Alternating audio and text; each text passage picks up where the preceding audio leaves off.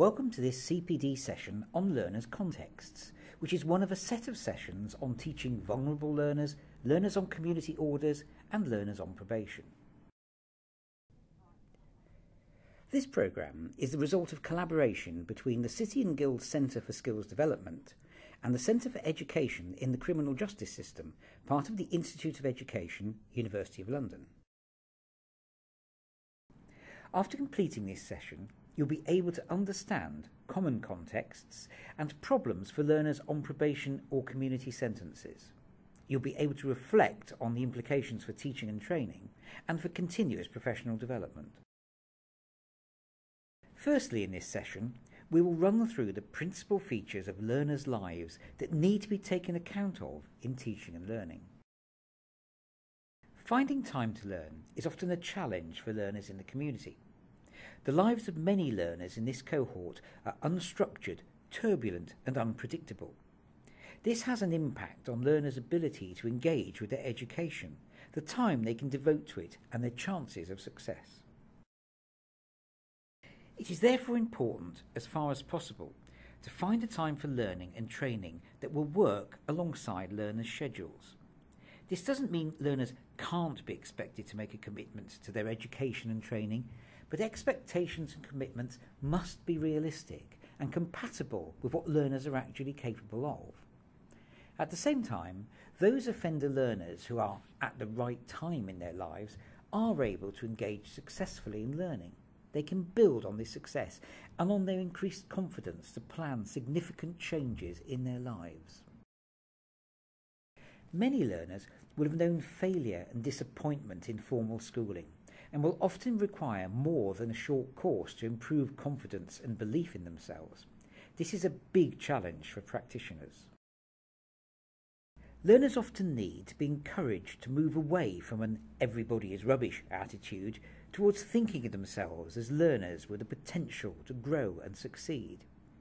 This will take plenty of time and support. Nor is progress always linear. There will often be 2 steps forward followed by, at least, 1 step back. Offenders often have a long history of educational disengagement.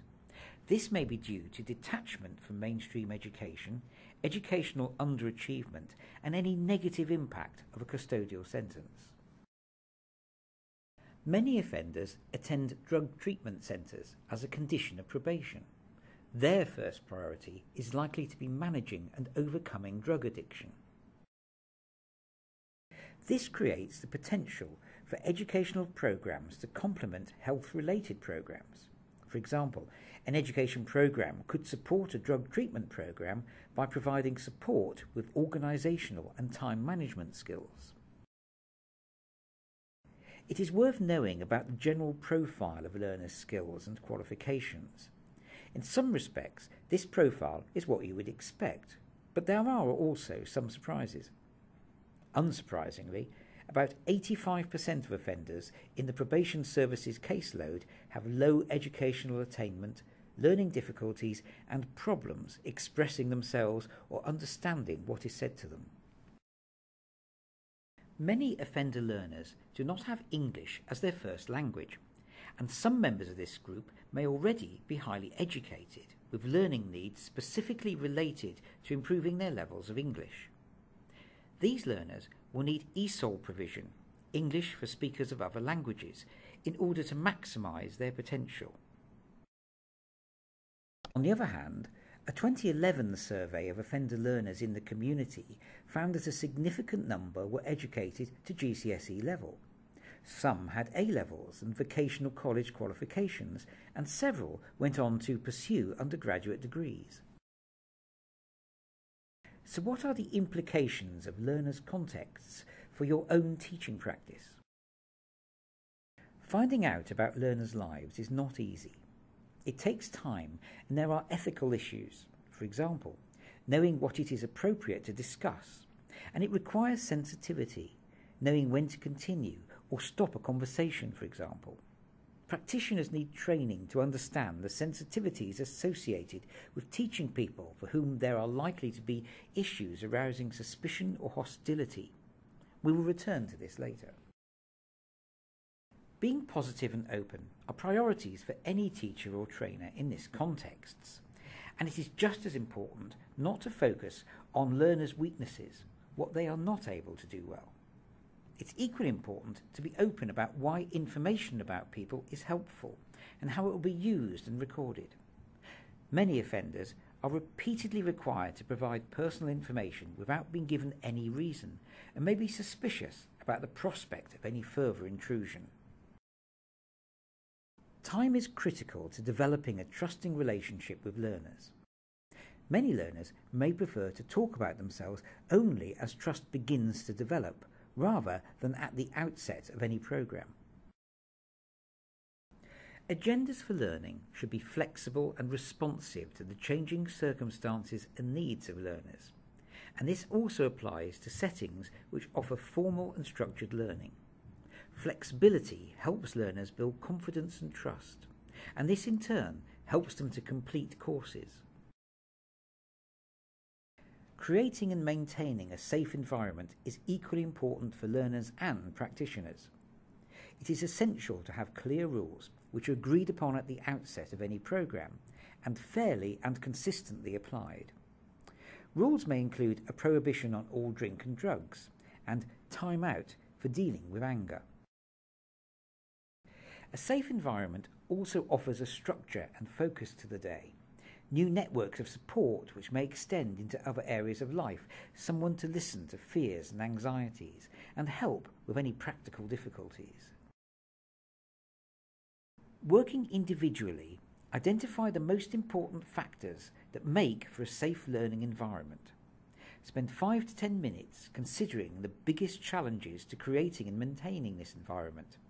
Then spend 15 minutes or so discussing these questions as a group. Learning resources should connect with people's interests and goals. There are many different methods for achieving this. Tailoring, for instance, uses existing materials and links them to learners' lives so that the content is relevant to their experience. This requires an understanding of what it is appropriate for learners to disclose. Translating is the technique of applying experiences from learners' lives to general materials so that they are able to translate their previous experience to the tasks they are working on. For more information and activities on motivating learners, please refer to the Motivating Learners CPD session. Now, what are the implications for your own CPD? It is a challenge to motivate learners who may have been alienated from education through their school experiences and need very different approaches to motivate them. Teachers need to make creative use of the curriculum, and this includes connecting with and drawing on learners' skills wherever possible. Experienced teachers, for example, should aim to use the literacy and numeracy curriculum in a multifaceted and multimodal way. This means using more than one medium for engaging learners, for example, using visual, sound, text, or speech media to support speaking and listening.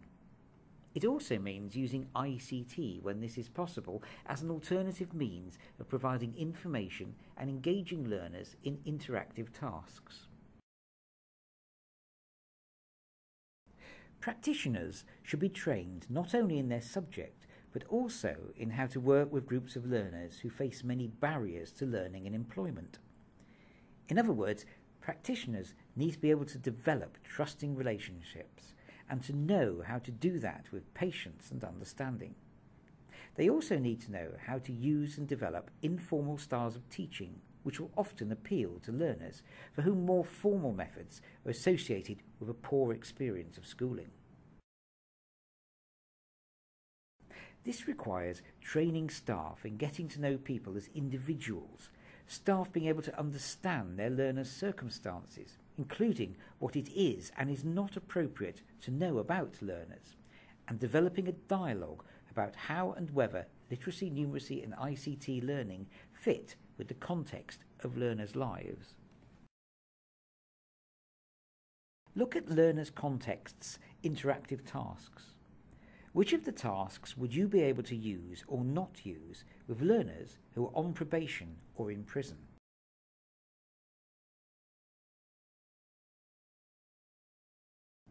Practitioners require CPD support in developing an understanding of the community settings they work in.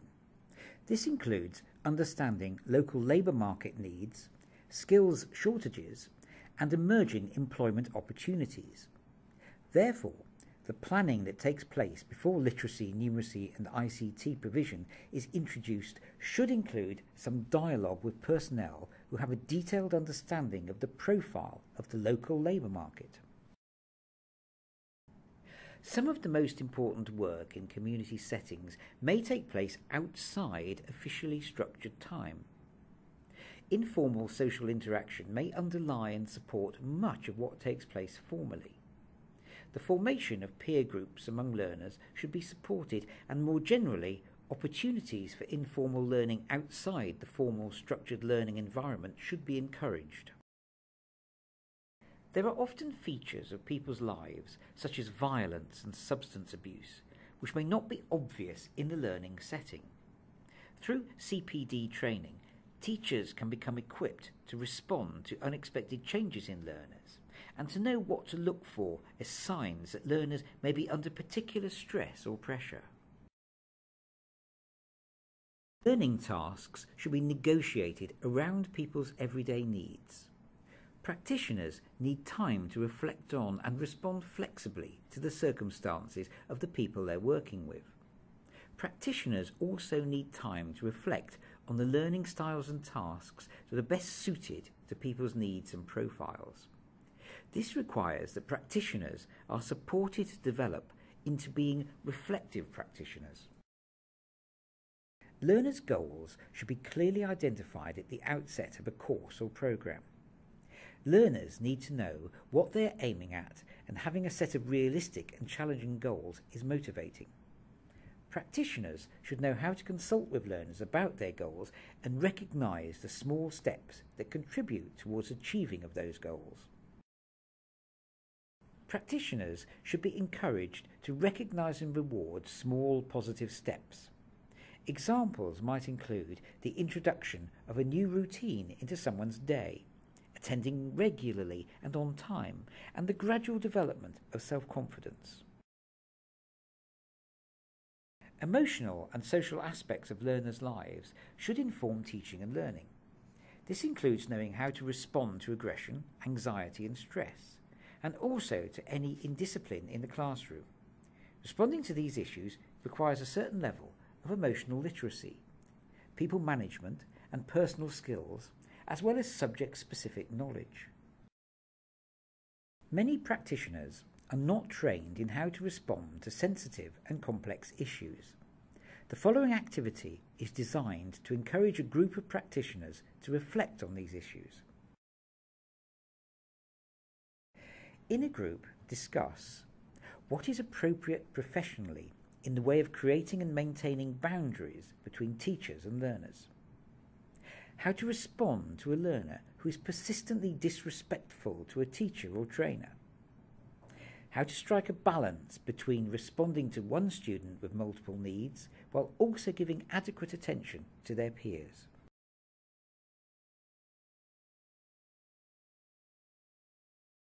Thank you for listening. We hope that this session has included some ideas that will be useful to you in your practice and in your professional development. For more information, please contact Jane Hurry at the Institute of Education Centre for Education in the Criminal Justice System.